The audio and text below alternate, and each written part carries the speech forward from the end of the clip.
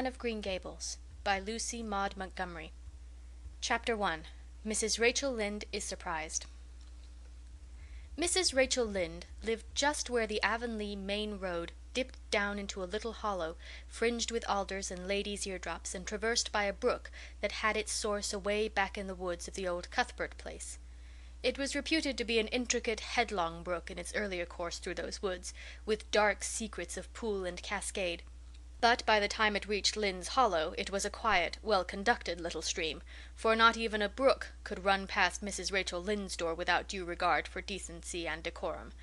It probably was conscious that Mrs. Rachel was sitting at her window, keeping a sharp eye on everything that passed, from Brooks and children up, and that if she noticed anything odd or out of place, she would never rest until she had ferreted out the whys and wherefores thereof. There are plenty of people in Avonlea and out of it who can attend closely to their neighbours' business by dint of neglecting their own. But Mrs. Rachel Lynde was one of those capable creatures who can manage their own concerns and those of other folks into the bargain. She was a notable housewife. Her work was always done, and well done. She ran the sewing circle, helped run the Sunday school, and was the strongest prop of the Church Aid Society and Foreign Missions Auxiliary. Yet with all this, Mrs. Rachel found abundant time to sit for hours at her kitchen window, knitting cotton warp quilts. She had knitted 16 of them, as Avonlea housekeepers were wont to tell in awed voices, and keeping a sharp eye on the main road that crossed the hollow and wound up the steep red hill beyond. Since Avonlea occupied a little triangular peninsula jutting out into the Gulf of St. Lawrence, with water on two sides of it, anybody who went out of it or into it had to pass over that hill road, and so run the unseen gauntlet of Mrs. Rachel's all-seeing eye. She was sitting there one afternoon in early June. The sun was coming in at the window, warm and bright. The orchard on the slope below the house was in a bridal flush of pinky-white bloom, hummed over by a myriad of bees. Thomas Lynde, a meek little man whom Avonlea people called Rachel Lynde's husband, was sowing his late turnip seed on the hill field beyond the barn, and Matthew Cuthbert ought to have been sowing his on the big red brook field away over by Green Gables. Mrs. Rachel knew that he ought, because she had heard him tell Peter Morrison the evening before in William J. Blair's store over at Carmody that he meant to sow his turnip seed the next afternoon. Peter had asked him, of course, for Matthew Cuthbert had never been known to volunteer information about anything in his whole life. And yet here was Matthew Cuthbert at 3:30 on the afternoon of a busy day, placidly driving over the hollow and up the hill. Moreover, he wore a white collar and his best suit of clothes, which was plain proof that he was going out of Avonlea. And he had the buggy and the sorrel mare, which betokened that he was going a considerable distance. Now, where was Matthew Cuthbert going, and why was he going there? Had it been any other man in Avonlea, Mrs. Rachel, deftly putting this and that together, might have given a pretty good guess as to both questions. But Matthew so rarely went from home that it must be something pressing and unusual which was taking him. He was the shyest man alive and hated to have to go among strangers or to any place where he might have to talk. Matthew, dressed up with a white collar and driving in a buggy, was something that didn't happen often. Mrs. Rachel, ponder as she might, could make nothing of it, and her afternoon's enjoyment was spoiled. "I'll just step over to Green Gables after tea and find out from Marilla where he's gone and why," the worthy woman finally concluded. "He doesn't generally go to town this time of year, and he never visits. If he'd run out of turnip seed he wouldn't dress up and take the buggy to go for more. He wasn't driving fast enough to be going for a doctor. Yet something must have happened since last night to start him off. I'm clean puzzled, that's what, and I won't know a minute's peace of mind or conscience until I know what has taken Matthew Cuthbert out of Avonlea today." Accordingly, after tea Mrs. Rachel set out. She had not far to go. The big, rambling, orchard-embowered house where the Cuthberts lived was a scant quarter of a mile up the road from Lynde's Hollow. To be sure, the long lane made it a good deal further. Matthew Cuthbert's father, as shy and silent as his son after him, had got as far away as he possibly could from his fellow men without actually retreating into the woods when he founded his homestead. Green Gables was built at the furthest edge of his cleared land, and there it was to this day, barely visible from the main road along which all the other Avonlea houses were so sociably situated. Mrs. Rachel Lynde did not call living in such a place living at all. "It's just staying, that's what," she said as she stepped along the deep-rutted, grassy lane bordered with wild rose bushes. "It's no wonder Matthew and Marilla are both a little odd, living away back here by themselves. Trees aren't much company, though dear knows if they were there'd be enough of them. I'd rather look at people. To be sure, they seem contented enough, but then I suppose they're used to it. A body can get used to anything, even to being hanged, as the Irishman said." With this, Mrs. Rachel stepped out of the lane into the backyard of Green Gables. Very green and neat and precise was that yard, set about on one side with great patriarchal willows, and the other with prim Lombardies. Not a stray stick nor stone was to be seen, for Mrs. Rachel would have seen it if there had been. Privately, she was of the opinion that Marilla Cuthbert swept that yard over as often as she swept her house. One could have eaten a meal off the ground without overbrimming the proverbial peck of dirt. Mrs. Rachel rapped smartly at the kitchen door and stepped in when bidden to do so. The kitchen at Green Gables was a cheerful apartment, or would have been cheerful if it had not been so painfully clean as to give it something of the appearance of an unused parlor. Its windows looked east and west. Through the west one, looking out on the backyard, came a flood of mellow June sunlight. But the east one, whence you got a glimpse of the bloom white cherry trees in the left orchard and nodding slender birches down in the hollow by the brook, was greened over by a tangle of vines. Here sat Marilla Cuthbert, when she sat at all, always slightly distrustful of sunshine, which seemed to her too dancing and irresponsible a thing for a world which was meant to be taken seriously. And here she sat now, knitting, and the table behind her was laid for supper. Mrs. Rachel, before she had fairly closed the door, had taken mental note of everything that was on that table. There were 3 plates laid, so that Marilla must be expecting someone home with Matthew to tea. But the dishes were everyday dishes, and there was only crab-apple preserves and 1 kind of cake, so that the expected company could not be any particular company. Yet what of Matthew's white collar and the sorrel mare? Mrs. Rachel was getting fairly dizzy with this unusual mystery about quiet, unmysterious Green Gables. "Good evening, Rachel," Marilla said briskly. "This is a real fine evening, isn't it? Won't you sit down? How are all your folks?" Something that for lack of any other name might be called friendship existed and always had existed between Marilla Cuthbert and Mrs. Rachel, in spite of, or perhaps because of, their dissimilarity. Marilla was a tall, thin woman with angles and without curves. Her dark hair showed some gray streaks and was always twisted up in a hard little knot behind, with 2 wire hairpins stuck aggressively through it. She looked like a woman of narrow experience and rigid conscience, which she was.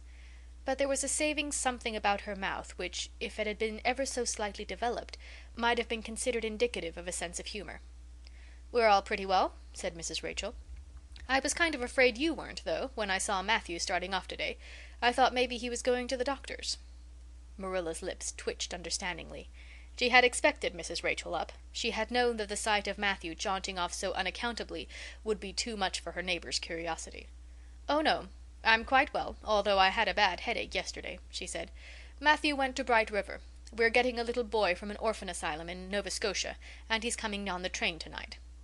If Marilla had said that Matthew had gone to Bright River to meet a kangaroo from Australia, Mrs. Rachel could not have been more astonished. She was actually stricken dumb for 5 seconds.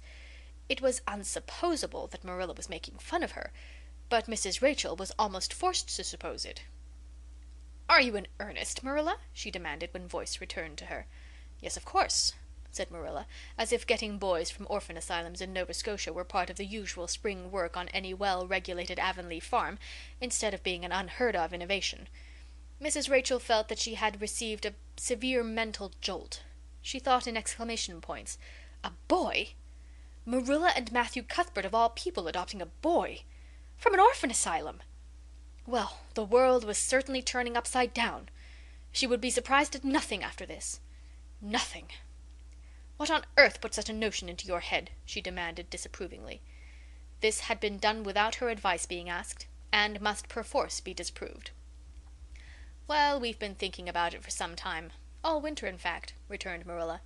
"Mrs. Alexander Spencer was up here one day before Christmas, and she said she was going to get a little girl from the asylum over in Hopeton in the spring.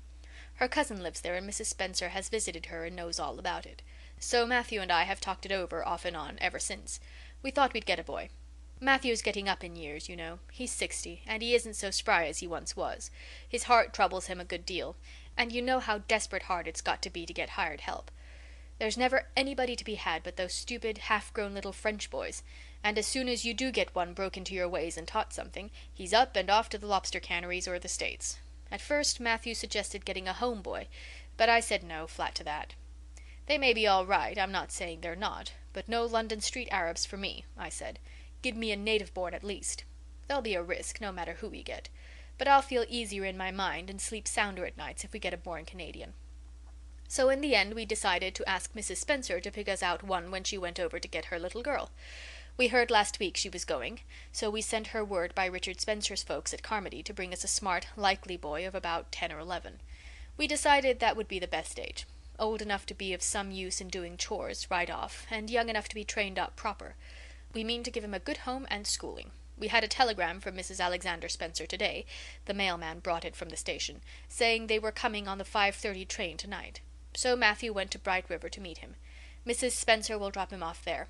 Of course, she goes on to White Sands Station herself. Mrs. Rachel prided herself on always speaking her mind. She proceeded to speak it now, having adjusted her mental attitude to this amazing piece of news. "Well, Marilla, I'll just tell you plain that I think you're doing a mighty foolish thing, a risky thing, that's what. You don't know what you're getting. You're bringing a strange child into your house and home, and you don't know a single thing about him, nor what his disposition is like, nor what sort of parents he had, nor how he's likely to turn out. Why, it was only last week I read in the paper how a man and his wife up west of the island took a boy out of an orphan asylum, and he set fire to the house at night. Set it on purpose, Marilla, and nearly burnt them to a crisp in their beds. And I know another case where an adopted boy used to suck the eggs. They couldn't break him of it. If you had asked my advice in the matter, which you didn't do, Marilla, I'd have said for mercy's sake not to think of such a thing, that's what." This Job's comforting seemed neither to offend nor to alarm Marilla. She knitted steadily on. "I don't deny there's something in what you say, Rachel. I've had some qualms myself, but Matthew was terrible set on it. I could see that, so I gave in. It's so seldom Matthew sets his mind on anything that when he does I always feel it's my duty to give in. And as for the risk, there's risks in pretty near everything a body does in this world. There's risks in people's having children of their own, if it comes to that. They don't always turn out well. And then Nova Scotia's right close to the island. It isn't as if we were getting him from England or the States. He can't be much different from ourselves." "Well, I hope it will turn out all right," said Mrs. Rachel in a tone that plainly indicated her painful doubts. "Only don't say I didn't warn you if he burns Green Gables down or puts strychnine in the well. I heard of a case over in New Brunswick where an orphan asylum child did that, and the whole family died in fearful agonies. Only it was a girl in that instance." "Well, we're not getting a girl," said Marilla, as if poisoning wells were a purely feminine accomplishment and not to be dreaded in the case of a boy. "I'd never dream of taking a girl to bring up. I wonder at Mrs. Alexander Spencer for doing it. But there, she wouldn't shrink from adopting a whole orphan asylum if she took it into her head." Mrs. Rachel would have liked to stay until Matthew came home with his imported orphan, but reflecting that it would be a good 2 hours at least before his arrival, she concluded to go up the road to Robert Bell's and tell the news. It would certainly make a sensation second to none, and Mrs. Rachel dearly loved to make a sensation. So she took herself away, somewhat to Marilla's relief, for the latter felt her doubts and fears reviving under the influence of Mrs. Rachel's pessimism. "Well, of all things that ever were or will be," ejaculated Mrs. Rachel when she was safely out in the lane. "It does really seem as if I must be dreaming. Well, I'm sorry for that poor young one, and no mistake. Matthew and Marilla don't know anything about children, and they'll expect him to be wiser and steadier than his own grandfather, if so be's he's ever had a grandfather, which is doubtful. It seems uncanny to think of a child at Green Gables somehow. There's never been one there, for Matthew and Marilla were grown up when the new house was built. If they ever were children, which is hard to believe when one looks at them. I wouldn't be in that orphan's shoes for anything. My, but I pity him, that's what." So said Mrs. Rachel to the wild rose bushes out of the fullness of her heart. But if she could have seen the child who was waiting patiently at the Bright River station at that very moment, her pity would have been still deeper and more profound. Chapter 2. Matthew Cuthbert is surprised. Matthew Cuthbert and the sorrel mare jogged comfortably over the 8 miles to Bright River. It was a pretty road, running along between snug farmsteads, with now and again a bit of balsamy fir wood to drive through, or a hollow where wild plums hung out their filmy bloom. The air was sweet with the breath of many apple orchards, and the meadows sloped away in the distance to horizon mists of pearl and purple, while the little birds sang as if it were the one day of summer in all the year. Matthew enjoyed the drive after his own fashion, except during the moments when he met women and had to nod to them, for in Prince Edward Island you are supposed to nod to all and sundry you meet on the road, whether you know them or not. Matthew dreaded all women except Marilla and Mrs. Rachel. He had an uncomfortable feeling that the mysterious creatures were secretly laughing at him. He may have been quite right in thinking so, for he was an odd-looking personage, with an ungainly figure, and long iron-gray hair that touched his stooping shoulders, and a full, soft brown beard, which he had worn ever since he was 20. In fact, he had looked at 20 very much as he looked at 60, lacking a little of the grayness. When he reached Bright River there was no sign of any train. He thought he was too early, so he tied his horse in the yard of the small Bright River Hotel and went over to the station house. The long platform was almost deserted, the only living creature in sight being a girl who was sitting on a pile of shingles at the extreme end. Matthew, barely noticing that it was a girl, sidled past her as quickly as possible without looking at her. Had he looked, he could hardly have failed to notice the tense rigidity and expectation of her attitude and expression. She was sitting there waiting for something or somebody, and, since sitting and waiting was the only thing to do just then, she sat and waited with all her might and main. Matthew encountered the station master locking up the ticket office preparatory to going home for supper, and asked him if the 5:30 train would soon be along. "The 5:30 train has been in and gone half an hour ago," answered that brisk official.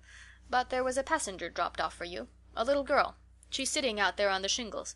I asked her to go into the ladies' waiting room, but she informed me gravely that she preferred to stay outside. There was more scope for the imagination, she said. She's a case, I should say."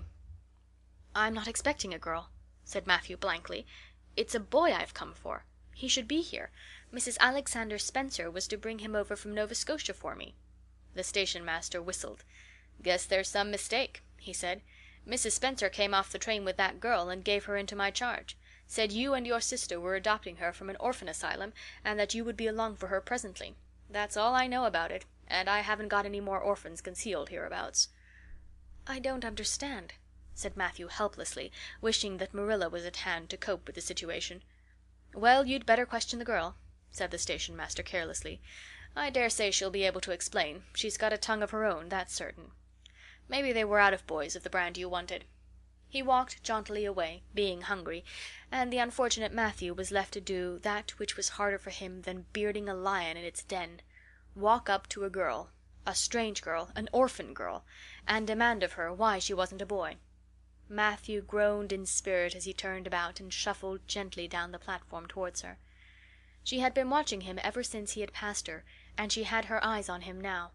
Matthew was not looking at her, and he would not have seen what she was really like if he had been, but an ordinary observer would have seen this: a child of about 11, garbed in a very short, very tight, very ugly dress of yellowish-gray wincey. She wore a faded brown sailor hat, and beneath the hat, extending down her back, were 2 braids of very thick, decidedly red hair. Her face was small, white, and thin, also much freckled. Her mouth was large, and so were her eyes, which looked green in some lights and moods, and gray in others. So far the ordinary observer. An extraordinary observer might have seen that the chin was very pointed and pronounced, that the big eyes were full of spirit and vivacity, that the mouth was sweet-lipped and expressive, that the forehead was broad and full. In short, our discerning extraordinary observer might have concluded that no commonplace soul inhabited the body of this stray woman-child of whom shy Matthew Cuthbert was so ludicrously afraid. Matthew, however, was spared the ordeal of speaking first, for as soon as she concluded that he was coming to her, she stood up, grasping with one thin brown hand the handle of a shabby old-fashioned carpet-bag, the other she held out to him. "I suppose you are Mr. Matthew Cuthbert of Green Gables?" she said in a peculiarly clear, sweet voice. "I'm very glad to see you. I was beginning to be afraid you weren't coming for me, and I was imagining all the things that might have happened to prevent you. I had made up my mind that if you didn't come for me tonight, I'd go down the track to that big wild cherry tree at the bend and climb up into it and stay all night. I wouldn't be a bit afraid, and it would be lovely to sleep in a wild cherry tree all white with bloom in the moonshine, don't you think? You could imagine you were dwelling in marble halls, couldn't you? And I was quite sure you would come for me in the morning, if you didn't tonight." Matthew had taken the scrawny little hand awkwardly in his. Then and there he decided what to do. He could not tell this child with the glowing eyes that there had been a mistake. He would take her home and let Marilla do that. She couldn't be left at Bright River anyhow, no matter what mistake had been made, so all questions and explanations might as well be deferred until he was safely back at Green Gables. "I'm sorry I was late," he said shyly. "Come along. The horse is over in the yard. Give me your bag." "Oh, I can carry it," the child responded cheerfully. "It isn't heavy. I've got all my worldly goods in it, but it isn't heavy. And if it isn't carried in just a certain way, the handle pulls out, so I'd better keep it because I know the exact knack of it. It's an extremely old carpet bag. Oh, I'm very glad you've come, even if it would have been nice to sleep in a wild cherry tree. We've got to drive a long piece, haven't we? Mrs. Spencer said it was 8 miles. I'm glad, because I love driving. Oh, it seems so wonderful that I'm going to live with you and belong to you. I've never belonged to anybody. Not really. But the asylum was the worst. I've only been in it 4 months, but that was enough. I don't suppose you ever were an orphan in an asylum, so you can't possibly understand what it is like. It's worse than anything you can imagine. Mrs. Spencer said it was wicked of me to talk like that, but I didn't mean to be wicked. It's so easy to be wicked without knowing, isn't it? They were good. You know, the asylum people. But there is so little scope for the imagination in an asylum. Only just in the other orphans. It was pretty interesting to imagine things about them, to imagine that perhaps the girl who sat next to you was really the daughter of a belted earl who had been stolen away from her parents in her infancy by a cruel nurse who died before she could confess. I used to lie awake at nights and imagine things like that, because I didn't have time in the day. I guess that's why I'm so thin. I am dreadful thin, ain't I? There isn't a pick on my bones. I do love to imagine I'm nice and plump with dimples in my elbows." With this, Matthew's companion stopped talking, partly because she was out of breath, and partly because they had reached the buggy. Not another word did she say until they had left the village and were driving down a steep little hill, the road part of which had been cut so deeply into the soft soil that the banks, fringed with blooming wild cherry trees and slim white birches, were several feet above their heads. The child put out her hand and broke off a branch of wild plum that brushed against the side of the buggy. "Isn't that beautiful? What did that tree leaning out from the bank, all white and lacy, make you think of?" she asked. "Well now, I dunno," said Matthew. "Why, a bride, of course. A bride all in white with a lovely misty veil. I've never seen one, but I can imagine what she would look like. I don't ever expect to be a bride myself. I'm so homely nobody will ever want to marry me, unless it might be a foreign missionary. I suppose a foreign missionary mightn't be very particular. But I do hope that someday I shall have a white dress. That is my highest ideal of earthly bliss. I just love pretty clothes. And I've never had a pretty dress in my life that I can remember. But of course, it's all the more to look forward to, isn't it? And then I can imagine that I'm dressed gorgeously. This morning when I left the asylum I felt so ashamed because I had to wear this horrid old wincey dress. All the orphans had to wear them, you know. A merchant in Hopeton last winter donated 300 yards of wincey to the asylum. Some people said it was because he couldn't sell it, but I'd rather believe that it was out of the kindness of his heart, wouldn't you? When we got on the train I felt as if everybody must be looking at me and pitying me. But I just went to work and imagined that I had on the most beautiful pale blue silk dress, because when you are imagining you might as well imagine something worthwhile. And a big hat all flowers and nodding plumes, and a gold watch and kid gloves and boots. I felt cheered up right away, and I enjoyed my trip to the island with all my might. I wasn't a bit sick coming over in the boat. Neither was Mrs. Spencer, although she generally is. She said she hadn't time to get sick, watching to see that I didn't fall overboard. She said she never saw the beat of me for prowling about. But if it kept her from being seasick, it's a mercy I did prowl, isn't it? And I wanted to see everything that was to be seen on that boat, because I didn't know whether I'd ever have another opportunity. Oh, there are a lot more cherry trees all in bloom. This island is the bloomiest place. I just love it already, and I'm so glad I'm going to live here. I've always heard that Prince Edward Island was the prettiest place in the world, and I used to imagine I was living here, but I never really expected I would. It's delightful when your imaginations come true, isn't it? But those red roads are so funny. When we got into the train at Charlottetown and the red roads began to flash past, I asked Mrs. Spencer what made them red, and she said she didn't know, and for pity's sake not to ask her any more questions. She said I must have asked her 1,000 already. I suppose I had too, but how are you going to find out about things if you don't ask questions? And what does make the roads red? Well now, I don't know, said Matthew. Well, that is one of the things to find out sometime. Isn't it splendid to think of all the things there are to find out about? It just makes me feel glad to be alive. It's such an interesting world. It wouldn't be half so interesting if we knew all about everything, would it? There'd be no scope for the imagination then, would there? But am I talking too much? People are always telling me I do. Would you rather I didn't talk? If you say so, I'll stop. I can stop when I make up my mind to it, although it's difficult. Matthew, much to his own surprise, was enjoying himself. Like most quiet folks, he liked talkative people when they were willing to do the talking themselves and did not expect him to keep up his end of it. but he had never expected to enjoy the society of a little girl.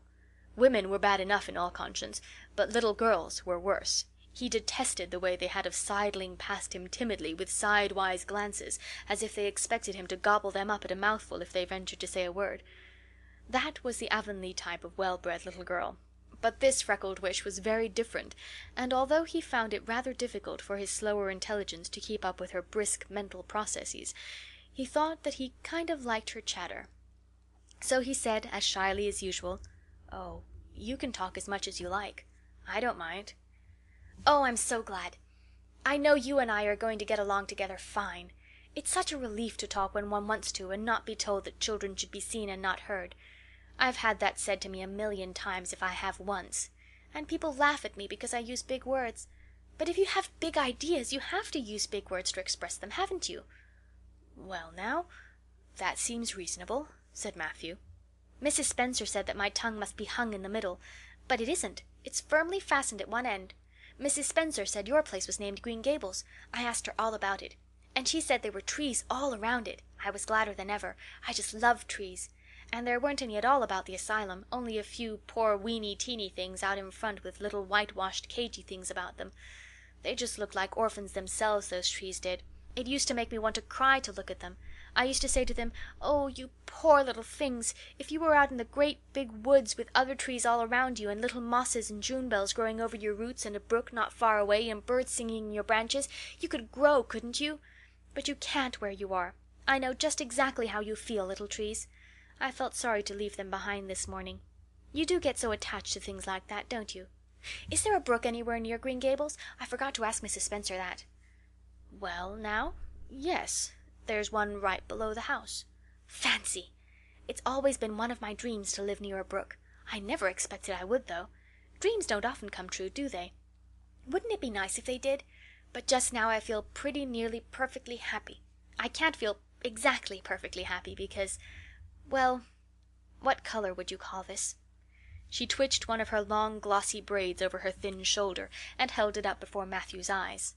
Matthew was not used to deciding on the tints of ladies' tresses, but in this case there couldn't be much doubt. "It's red, ain't it?" he said.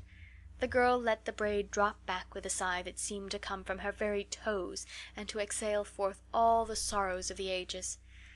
"Yes, it's red," she said resignedly. "Now you see why I can't be perfectly happy. Nobody could who has red hair. I don't mind the other things so much, the freckles and the green eyes and my skinniness. I can imagine them away. I can imagine I have a beautiful rose-leaf complexion and lovely starry violet eyes, but I cannot imagine that red hair away. I do my best. I think to myself, now my hair is a glorious black, black as the raven's wing, but all the time I know it is just plain red, and it breaks my heart. It will be my lifelong sorrow.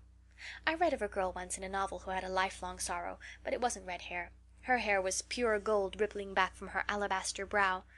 What is an alabaster brow? I never could find out. Can you tell me?"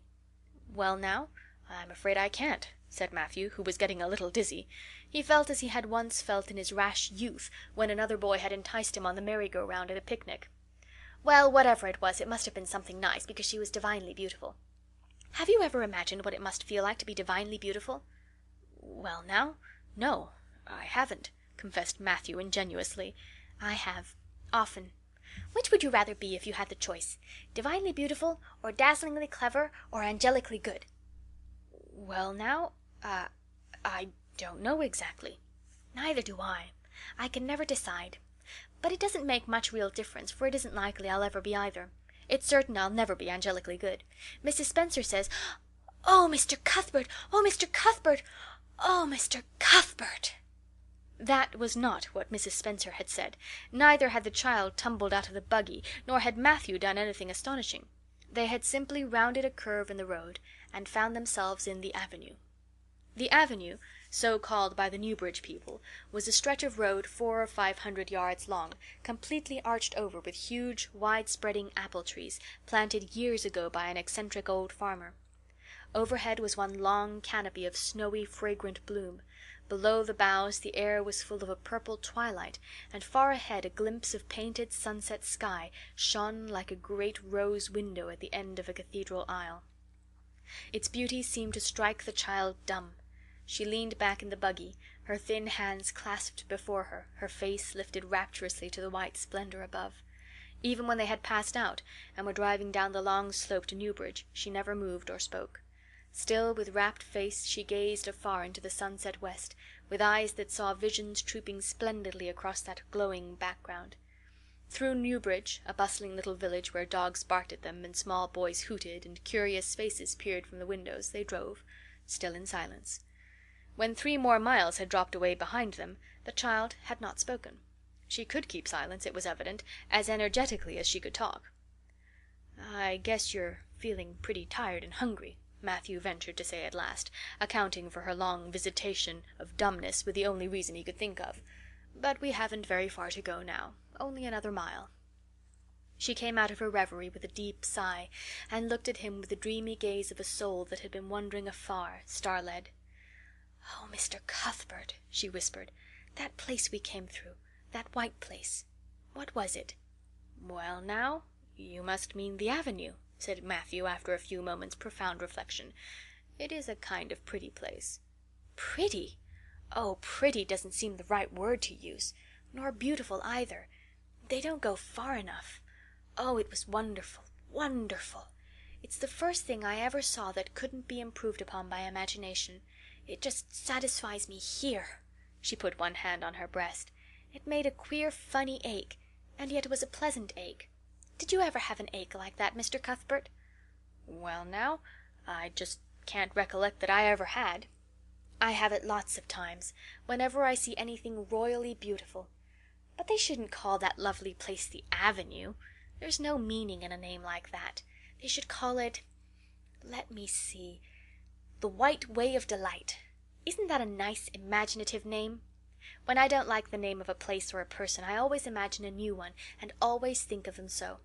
There was a girl at the asylum whose name was Hepzibah Jenkins, but I always imagined her as Rosalia DeVere. Other people may call that place the Avenue, but I shall always call it the White Way of Delight. Have we really only another mile to go before we get home? I'm glad and I'm sorry. I'm sorry because this drive has been so pleasant, and I'm always sorry when pleasant things end. Still, something still pleasanter may come after, but you can never be sure. And it's so often the case that it isn't pleasanter. That has been my experience anyhow. But I'm glad to think of getting home.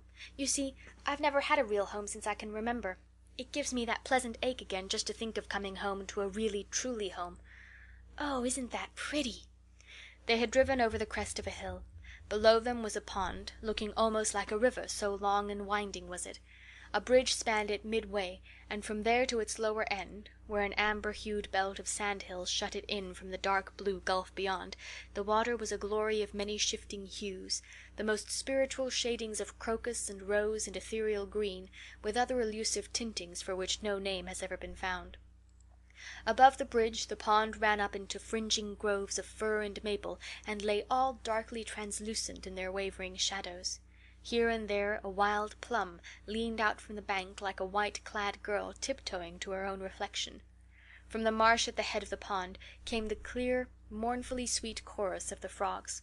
There was a little gray house peering around a white apple orchard on a slope beyond, and, although it was not yet quite dark, a light was shining from one of its windows. "That's Barry's Pond," said Matthew. "Oh, I don't like that name either. I shall call it, let me see, the Lake of Shining Waters. Yes, that is the right name for it. I know because of the thrill. When I hit on a name that suits exactly, it gives me a thrill. Do things ever give you a thrill?" Matthew ruminated. "Well now, yes. It always kind of gives me a thrill to see them ugly white grubs that spade up in the cucumber beds. I hate the look of them." "Oh, I don't think that can be exactly the same kind of a thrill. Do you think it can? There doesn't seem to be much connection between grubs and lakes of shining waters, does there? But why do other people call it Barry's Pond?" "I reckon because Mr. Barry lives up there in that house. Orchard Slope's the name of his place. If it wasn't for that big bush behind it you could see Green Gables from here. But we have to go over the bridge and round by the road, so it's near half a mile further." "Has Mr. Barry any little girls? Well, not so very little either. About my size." "He's got one about 11. Her name is Diana." "Oh," with a long indrawing of breath. "What a perfectly lovely name." "Well, now, I dunno. There's something dreadful heathenish about it, seems to me. I'd rather Jane or Mary or some sensible name like that. But when Diana was born there was a schoolmaster boarding there, and they gave him the naming of her, and he called her Diana." "I wish there had been a schoolmaster like that around when I was born then. Oh, here we are at the bridge. I'm going to shut my eyes tight. I'm always afraid going over bridges. I can't help imagining that perhaps just as we get to the middle they'll crumple up like a jackknife and nip us. So I shut my eyes. But I always have to open them for all when I think we're getting near the middle. Because, you see, if the bridge did crumple up, I'd want to see it crumple. What a jolly rumble it makes! I always like the rumble part of it. Isn't it splendid there are so many things to like in this world? There, we're over. Now I'll look back. Good night, dear lake of shining waters. I always say good night to the things I love, just as I would to people. I think they like it. That water looks as if it were smiling at me." When they had driven up the further hill and around a corner, Matthew said, "We're pretty near home now. That's Green Gables over—" "Oh, don't tell me," she interrupted breathlessly, catching at his partially raised arm and shutting her eyes that she might not see his gesture. "Let me guess. I'm sure I'll guess right."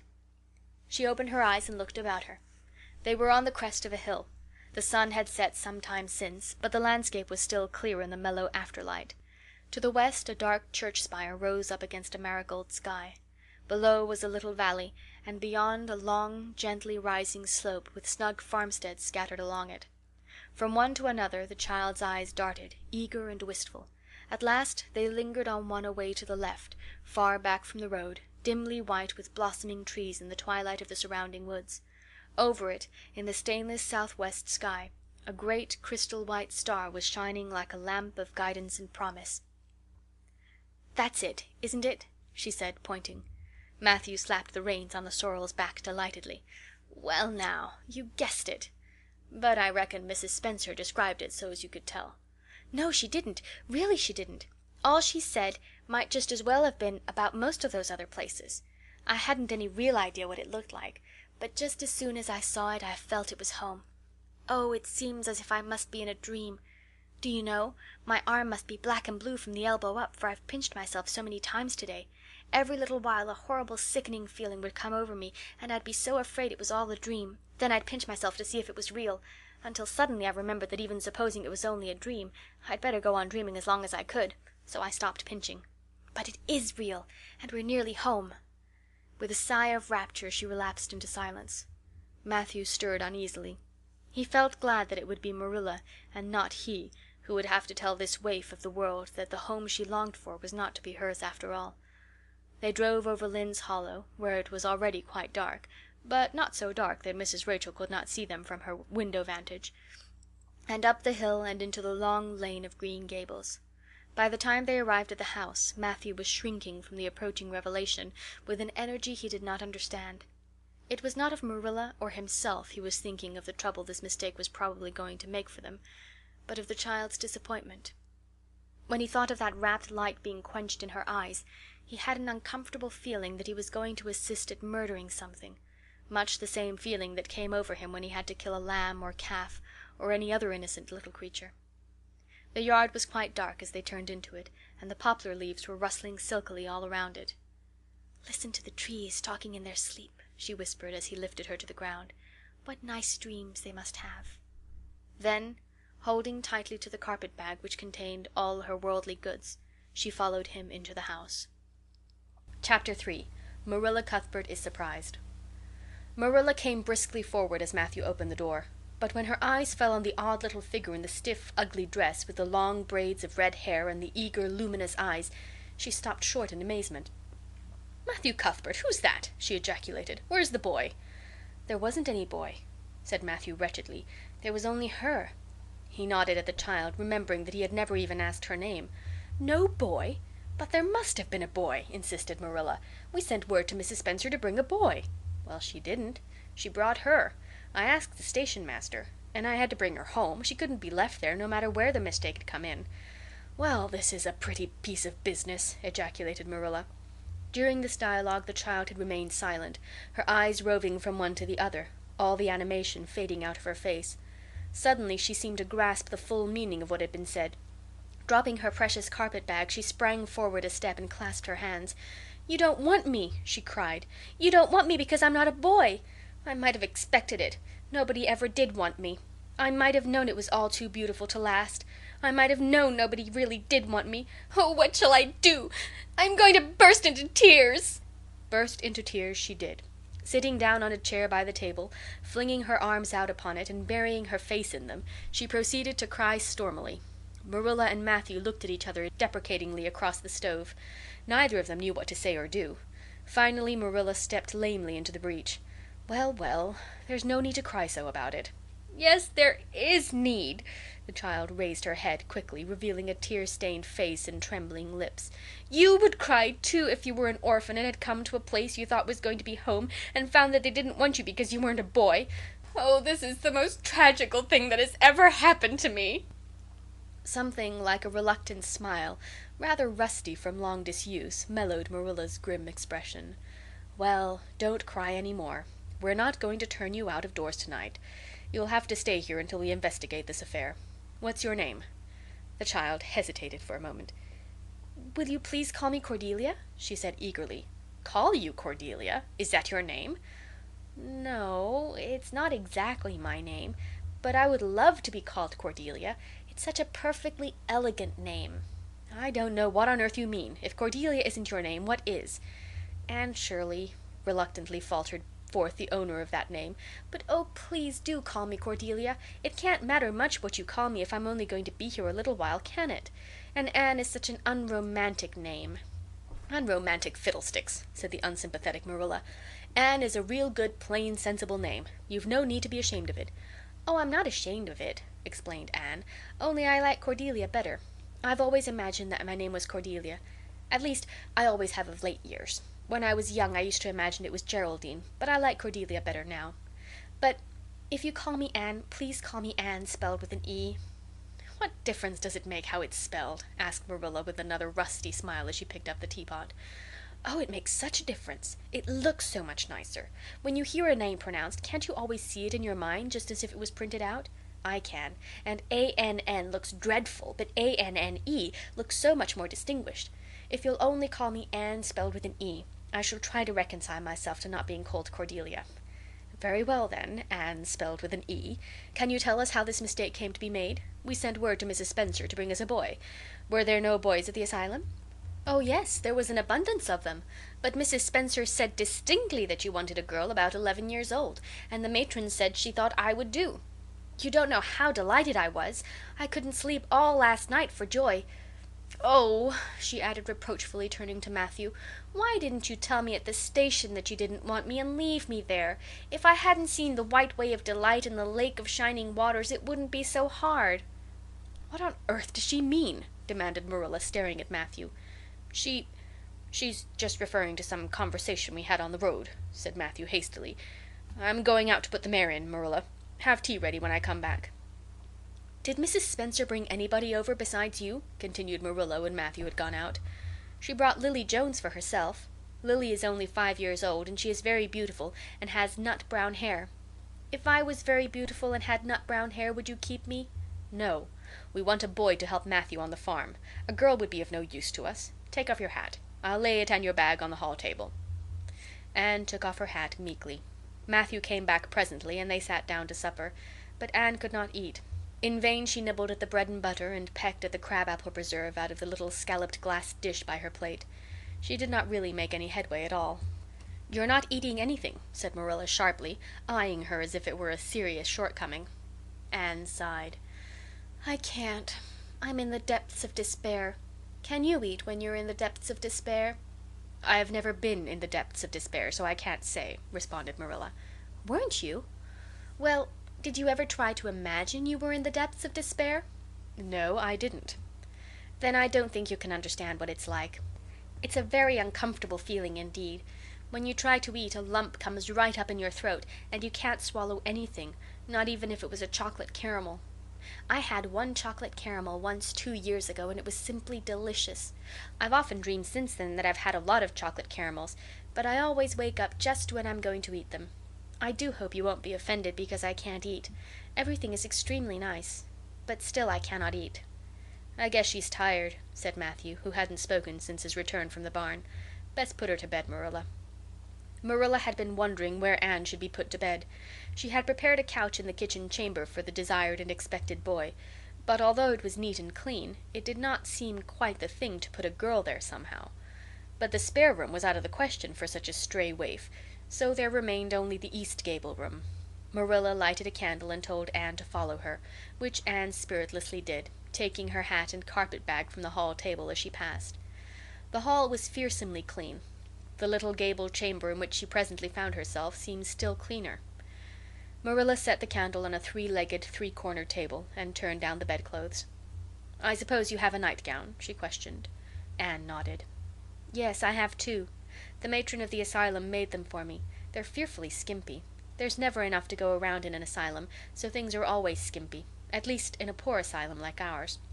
I hate skimpy nightdresses, but one can dream just as well in them as in lovely trailing ones with frills around the neck. That's one consolation." "Well, undress as quick as you can and go to bed. I'll come back in a few minutes for the candle. I daren't trust you to put it out yourself. You'd likely set the place on fire." When Marilla had gone, Anne looked around her wistfully. The whitewashed walls were so painfully bare and staring that she thought they must ache over their own bareness. The floor was bare too, except for a round braided mat in the middle such as Anne had never seen before. In one corner was the bed, a high, old-fashioned one with 4 dark, low-turned posts. In the other corner was the aforesaid three-corner table adorned with a fat, red velvet pincushion hard enough to turn the point of the most adventurous pin. Above it hung a little 6x8 mirror. Midway between table and bed was the window, with an icy white muslin frill over it, and opposite it was the washstand. The whole apartment was of a rigidity not to be described in words, but which sent a shiver to the very marrow of Anne's bones. With a sob she hastily discarded her garments, put on the skimpy nightgown, and sprang into bed, where she burrowed face downward into the pillow and pulled the clothes over her head.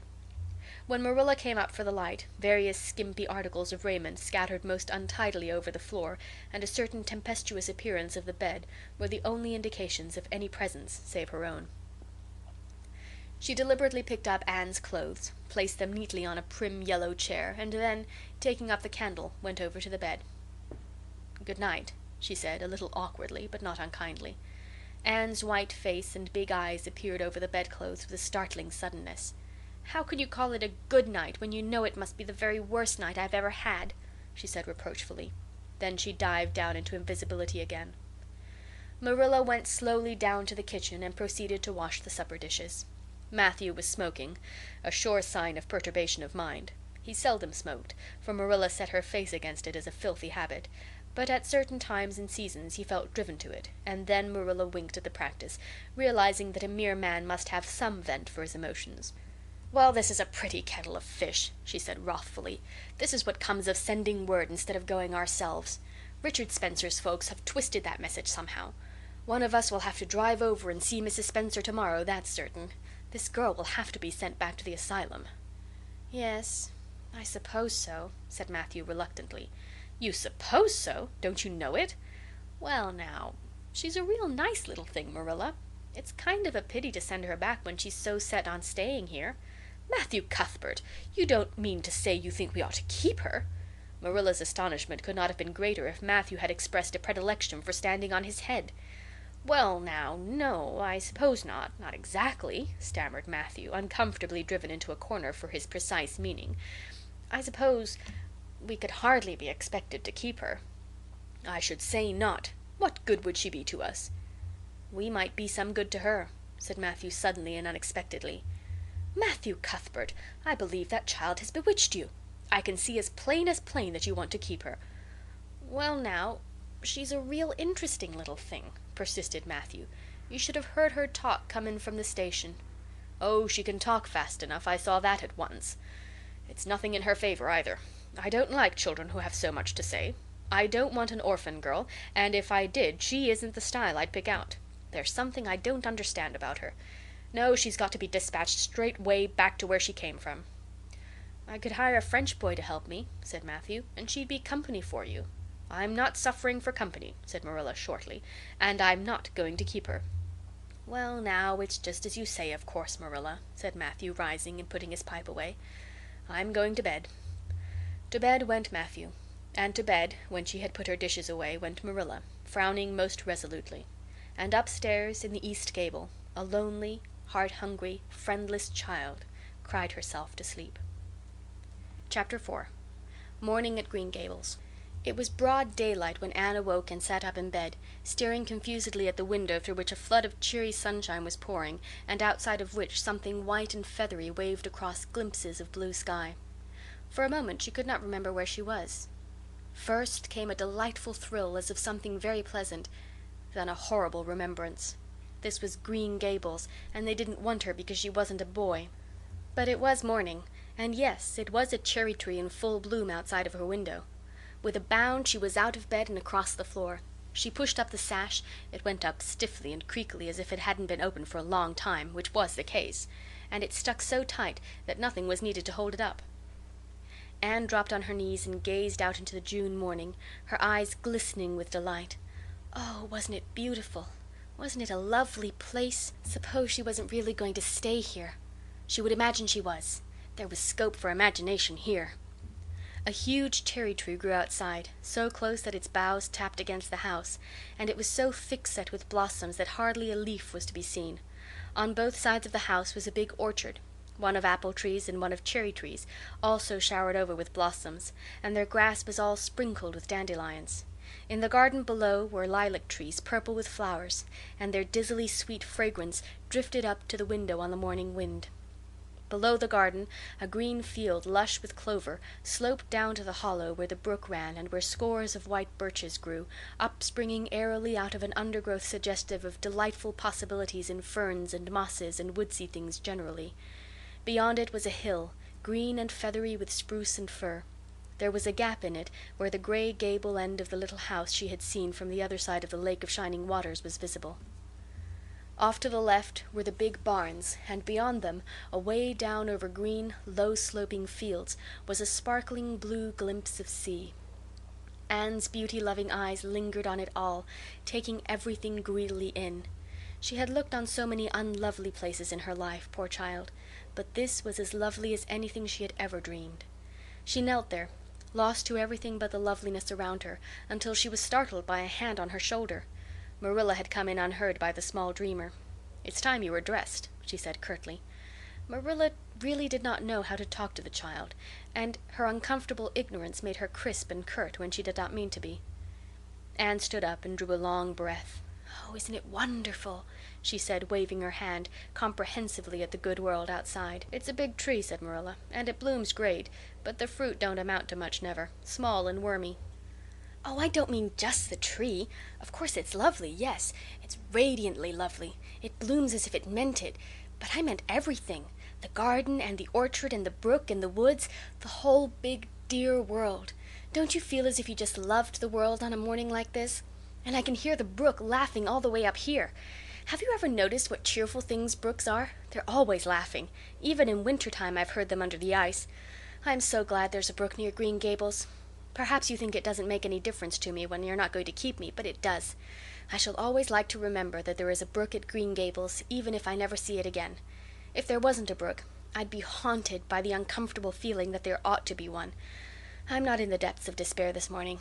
I never can be in the morning. Isn't it a splendid thing that there are mornings?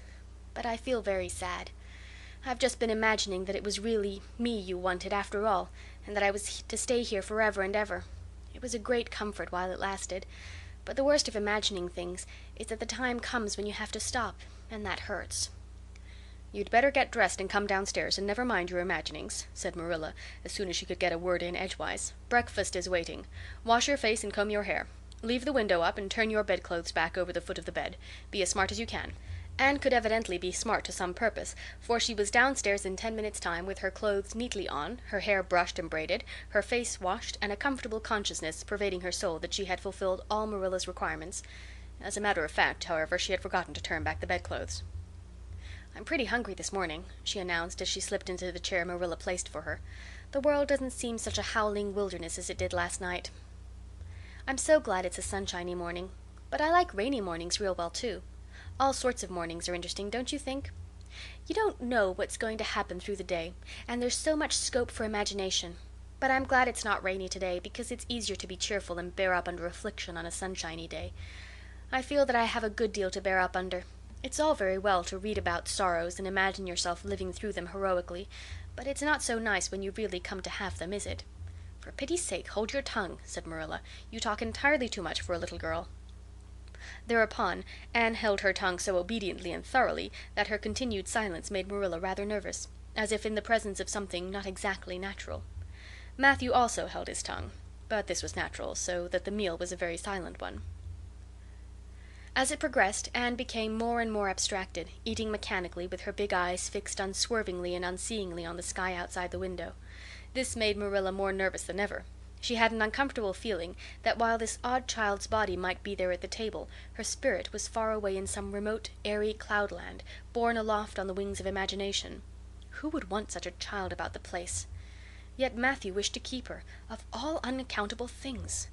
Marilla felt that he wanted it just as much this morning as he had the night before, and that he would go on wanting it. That was Matthew's way. Take a whim into his head and cling to it with the most amazing silent persistency, a persistency 10 times more potent and effectual in its very silence than if he had talked it out. When the meal was ended, Anne came out of her reverie and offered to wash the dishes. "Can you wash dishes right?" asked Marilla distrustfully. "Pretty well. I'm better at looking after children, though. I've had so much experience at that. It's such a pity you haven't any here for me to look after."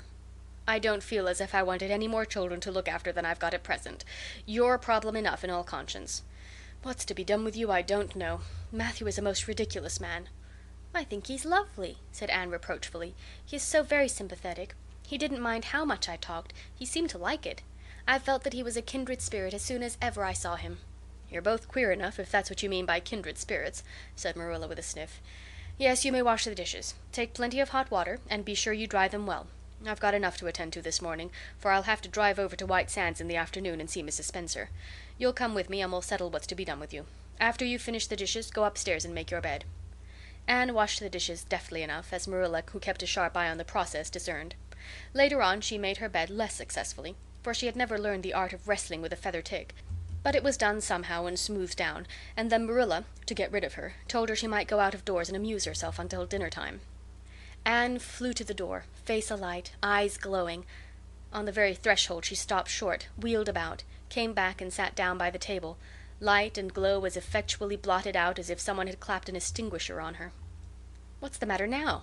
demanded Marilla. "I don't dare go out," said Anne in the tone of a martyr relinquishing all earthly joys. "If I can't stay here, there's no use in my loving Green Gables. And if I go out there and get acquainted with all those trees and flowers and the orchard and the brook, I'll not be able to help loving it. It's hard enough now, so I won't make it any harder. I want to go out so much. Everything seems to be calling to me. Anne, Anne, come out to us. Anne, Anne, we want a playmate.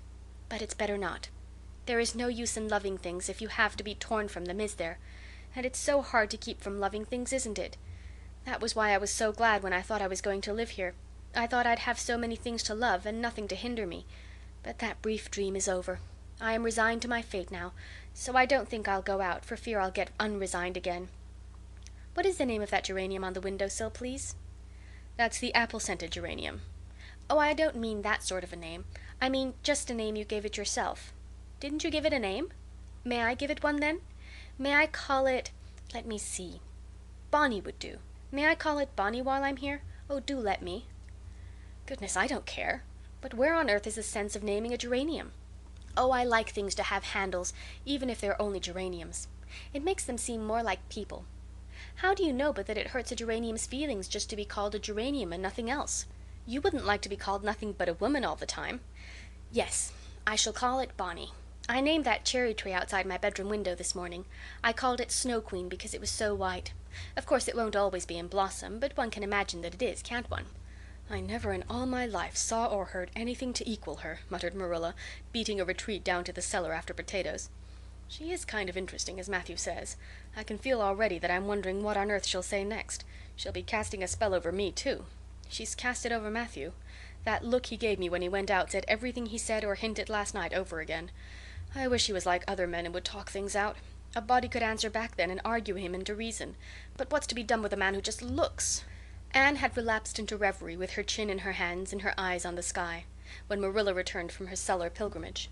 There Marilla left her until the early dinner was on the table. "I suppose I can have the mare and buggy this afternoon, Matthew," said Marilla. Matthew nodded and looked wistfully at Anne. Marilla intercepted the look and said grimly, "I'm going to drive over to White Sands and settle this thing. I'll take Anne with me, and Mrs. Spencer will probably make arrangements to send her back to Nova Scotia at once. I'll set your tea out for you, and I'll be home in time to milk the cows." Still Matthew said nothing, and Marilla had a sense of having wasted words and breath. There is nothing more aggravating than a man who won't talk back, unless it is a woman who won't. Matthew hitched the sorrel into the buggy in due time, and Marilla and Anne set off. Matthew opened the yard gate for them, and as they drove slowly through, he said, to nobody in particular as it seemed, "Little Jerry Boat from the creek was here this morning, and I told him I guessed I'd hire him for the summer." Marilla made no reply, but she hit the unlucky sorrel such a vicious clip with the whip that the fat mare, unused to such treatment, whizzed indignantly down the lane at an alarming pace. Marilla looked back once as the buggy bounced along and saw that aggravating Matthew, leaning over the gate, looking wistfully after them.